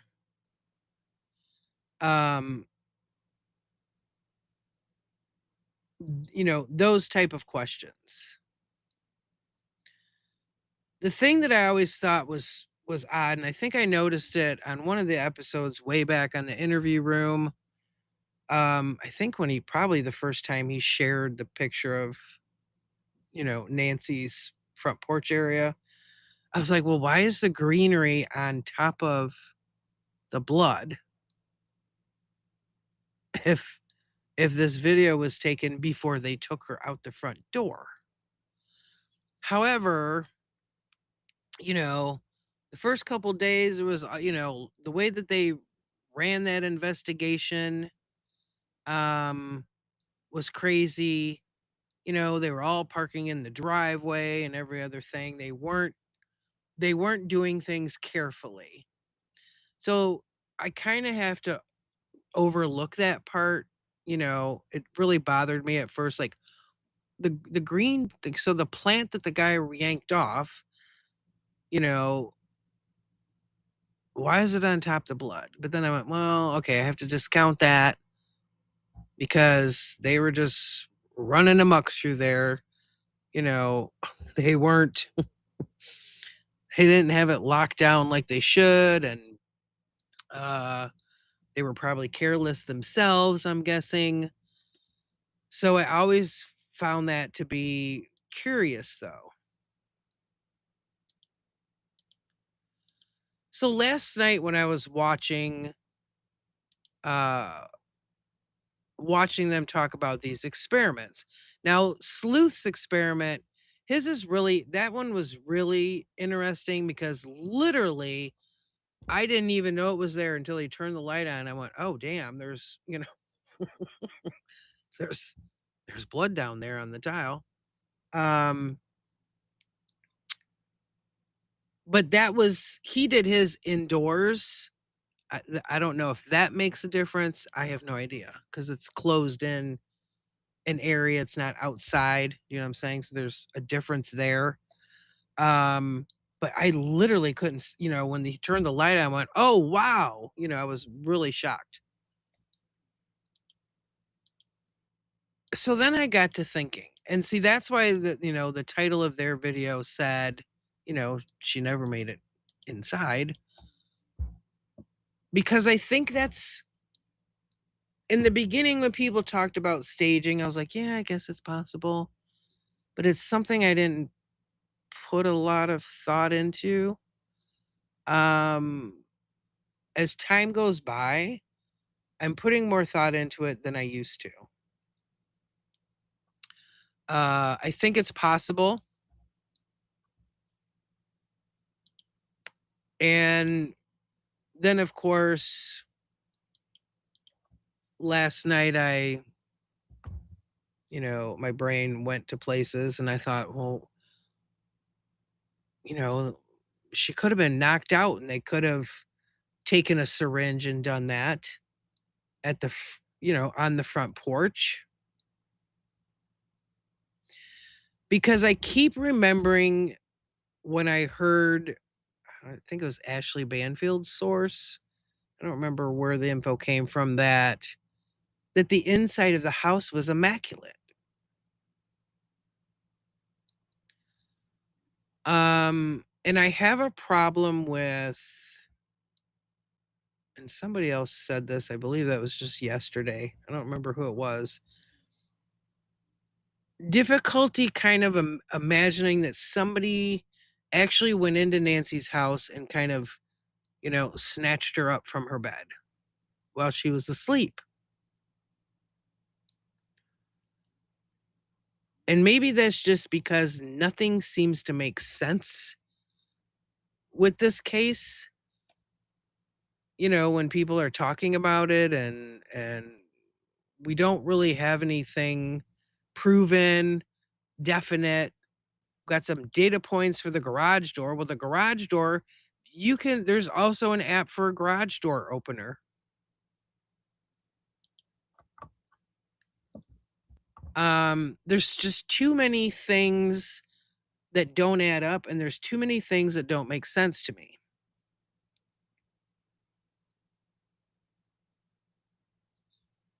So I really do think it's possible that it was staged. Now, the only thing I don't really lean towards is, oh, well, when he took her home, they had an argument and, maybe something happened, he didn't mean to do it. It was an accident, but he freaked out and had to cover it up.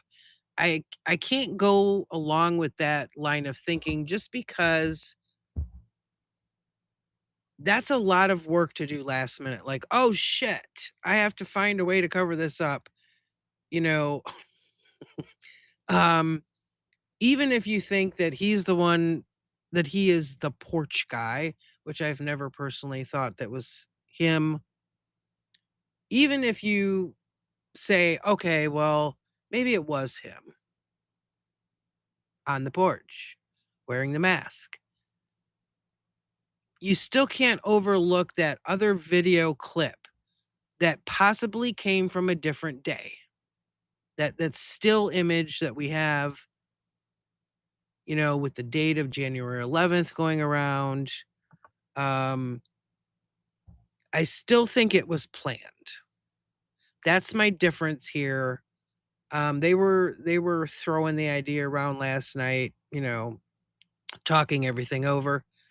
And I can't get on board with that just because of that still image that's possibly from a different day, an earlier day.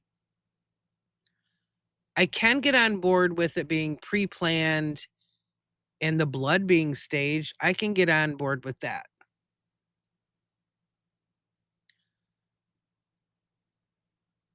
Because there's not the blood on the front porch, there's not a lot there, honestly.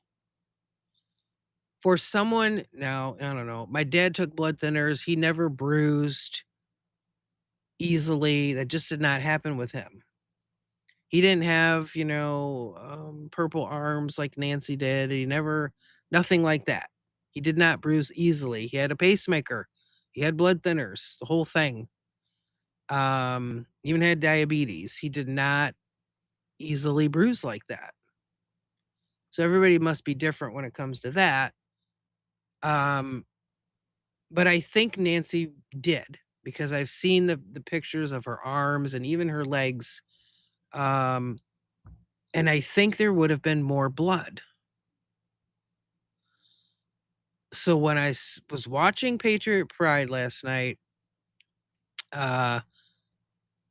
talking about their experiment, and it was awesome. Like, you gotta, if you're more interested in the rest of it, go and watch their live from last night.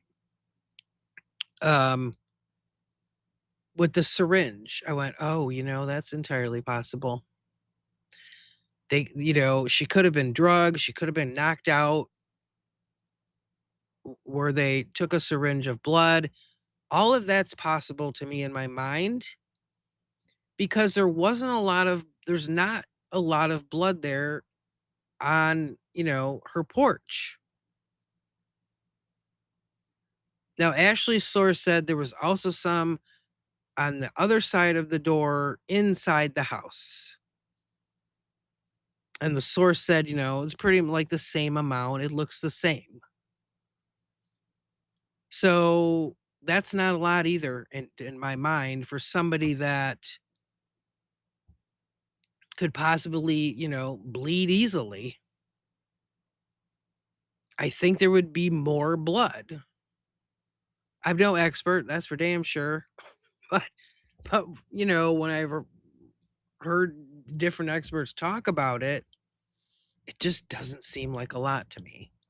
So I do think it's entirely possible that it was staged, but I think it was done ahead of time. I think it was thought out. And it does make sense to me. I don't think it was a last minute thing.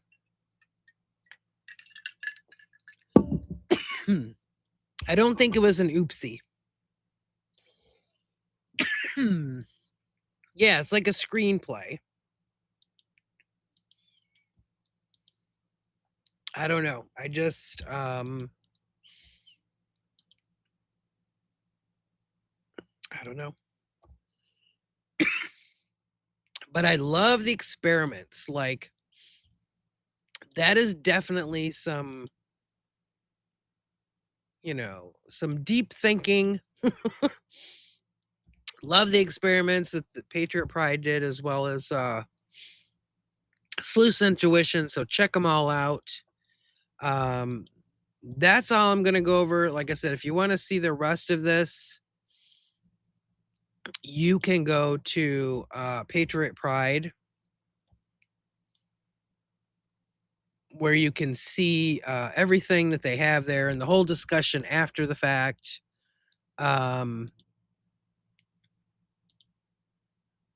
To check all that out. But I did want to share it with you guys because I thought it was fascinating, as well as that phone call earlier with Annie and Tommaso's neighbor.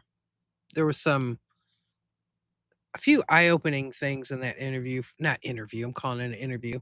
Conversation. In that conversation earlier. So definitely check them out. I always give kudos to anything I share, the people who put in that work. They put in a lot of work for those experiments, thinking out of the box and trying to recreate things to better understand them. And I think it does help where you can see it and you can see the action of what the camera does at night. It's all fascinating to me. So definitely show all those guys some love. And I'm going to hop off of here so I can relax a little before I hit the hay. I appreciate all of you for coming in and listening to me ramble. I enjoyed our little, and I was going to say that at the beginning, but of course I had a technical issue at the beginning again. Nobody could hear me because I wanted to start the live with, okay, everybody, let's circle up. Because then I would know, like, everybody who's watched TIR would know what I meant. Let's circle up over here. We're going to circle up and we're going to talk about this. So anyway, guys, I appreciate everybody hanging out tonight. Thanks for all your comments. There's some good comments in here. Bunch of good thinking sleuths in the headquarters tonight. So thank you all so much again, and we will see you the next time on Crime After Dark headquarters. Take care, guys. Enjoy your day tomorrow. Bye-bye.